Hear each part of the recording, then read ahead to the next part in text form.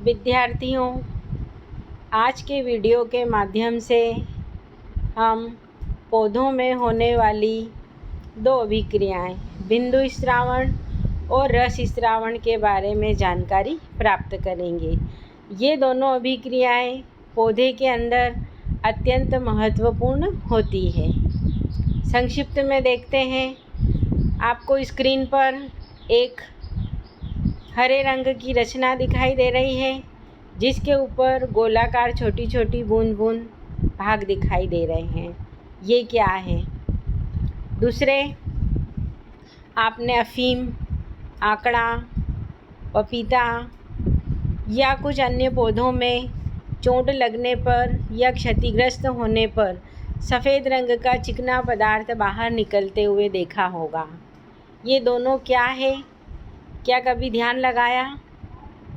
आइए इस वीडियो के माध्यम से हम इन दोनों अभिक्रियाओं बिंदु स्रावण और रस स्रावण के बारे में जानकारी प्राप्त करते हैं। बिंदु स्रावण क्या होता है? देखिए आप इस चित्र में, ये पत्ती के किनारों पर आपको छोटी छोटी बूंदें दिखाई दे रही है। ये बूंदें पानी की होती है।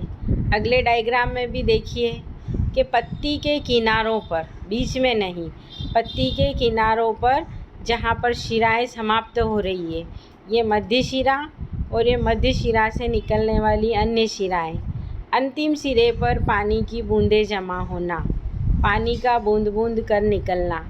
इसमें भी देखिए आप, जहाँ शिराओं के अंतिम सिरे समाप्त होते हैं वहाँ पर पानी बूंद बूंद करके बाहर निकल रहा है। डेफिनेशन देखते हैं। कुछ पौधों में वाष्पोत्सर्जन की तुलना में अवशोषण बहुत तेज़ी से होता है। तब पत्ती के किनारों पर जहाँ शिराओं के सिरे होते हैं वहाँ एक विशेष रचना होती है जिसे हाइडेथोट्स कहते हैं।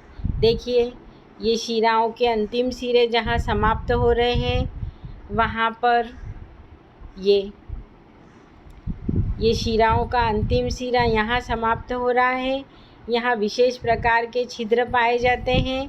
इन छिद्रों से, यहाँ देखिए आप, ये शिराओं के अंतिम सिरे पर गोलाकार रचनाएं दिख रही है। इन गोलाकार रचनाओं को कहा जाता है जल रंध्र या हाइडेथोट्स। ये हाइडेथोट्स के नीचे की तरफ एक गुहा पाई जाती है और एक एयर चैम्बर होता है।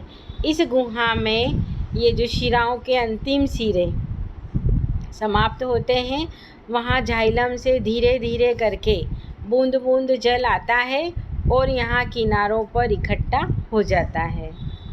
देखिए आप, ये ट्रैकिड्स जाइलम के, यहाँ हाइडेथोट्स, यहाँ पर इकट्ठा हो जाता है जल और इस तरीके से बूंद बूंद करके शिराओं के अंतिम सिरे पर बाहर की ओर निकल जाता है।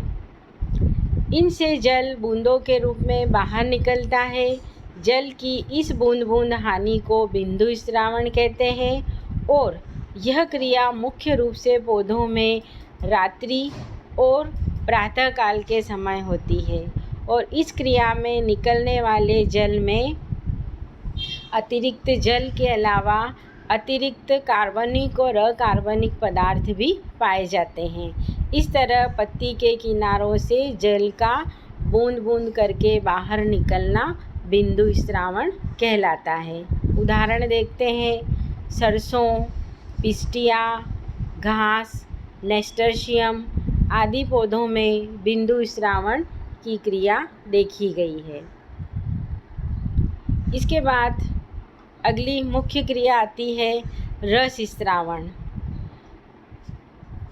कठोर तने वाले या कोमल तने वाले पौधों को काटा जाता है या उनका कोई भाग क्षतिग्रस्त हो जाता है तो उनसे जल सफ़ेद रंग का पीलापन लिए हुए द्रव के रूप में बाहर निकलता है।